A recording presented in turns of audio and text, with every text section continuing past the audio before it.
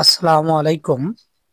প্রিয় খামারি ভাই ও বোনেরা, আপনাদের মাঝে আজকে যে ভিডিওটি নিয়ে আসলাম, এটির আলোচনার বিষয় হচ্ছে কিভাবে অতি দুর্বল গরুকে খুব দ্রুত মোটা তাজা করবেন এবং খুব দ্রুত শক্তিশালী করে তুলবেন, সেই কথা নিয়ে আজকে আলোচনা করব। তো কথা না বাড়িয়ে শুরু করা যাক। আপনার ভিডিওতে যে গাভীটি দেখছেন, অত্যন্ত একটি দুর্বল গাভী।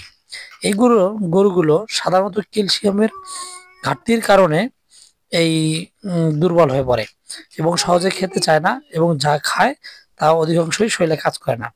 অধিক কৃমির কারণে এবং বাছুরের দুধ পান করার কারণে এবং কাঁচা ঘাসের অভাবে ক্যালসিয়াম এবং আয়রনের ঘাটতির কারণে এই গরুগুলো সাধারণত দুর্বল হয়ে পড়ে এবং শুয়ে পড়ে, উঠতে পারে না। কয়েকজন মিলে তুলে দিতে হয়, তারপরে একটু হাঁটতে পারে। ধীরে ধীরে বেশি হয়ে গেলে এই গরুগুলো আর কোনো সুস্থ হয় না, জবাই করা ছাড়া কোনো উপায় থাকে না। তো কিভাবে সুস্থ করা যায় এই বিষয় নিয়ে আলোচনা করব।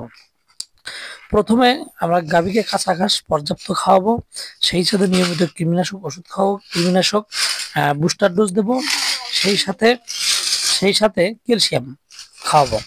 এবং দ্রুত মোটা তাজা করার কারণে প্রথম দিনে স্টোরন ভেট 10 ml করে মাংসের ভিতরে দিবেন এবং অ্যান্টিহিস্টামিন 5 ml মাংসের ভিতরে।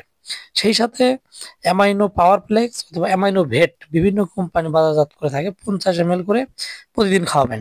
সেই সাথে ভালো কোম্পানির ক্যালসিয়াম খাওয়াবেন, যেমন ওরাক্যাল, রেনাক্যাল, ন্যানোক্যাল এই জাতীয়, প্রতিদিন 100 গ্রাম করে খাওয়াবেন। সেই সাথে কাঁচা ঘাস তো খাওয়াবেন, সাথে স্টোরন ভেট 3 দিন দিবেন। যদি এইভাবে করতে পারেন, গরু দ্রুত মোটা তাজা হবে। সাথে আপনার ক্যাটোফস, এসিআই এর ক্যাটোফস অথবা রেনাটার ক্যাটাফস, সাথে বি কমপ্লেক্স এই জাতীয় ইনজেকশন সপ্তাহে সপ্তাহে ব্যবহার করবেন। এইভাবে যদি ব্যবহার করতে পারেন, তাহলে অবশ্যই আপনার গাভী দ্রুত সুস্থ হয়ে যাবে। আর অতি দুর্বল হলে তাহলে ক্যালসিয়াম স্যালাইন করে দিবেন। আর ভ্যানের ভিতরে ক্যালসিয়াম স্যালাইন করলে আর দ্রুত রেজাল্ট পাওয়া যায়। ধন্যবাদ ভিডিও দেখার জন্য। অবশ্যই আপনাদেরকে ধন্যবাদ, এবং সাবস্ক্রাইব করে বলবেন না, অবশ্যই সাবস্ক্রাইব করে পরবর্তী ভিডিও পাওয়ার জন্য পাশেই থাকবেন। আসসালামু আলাইকুম।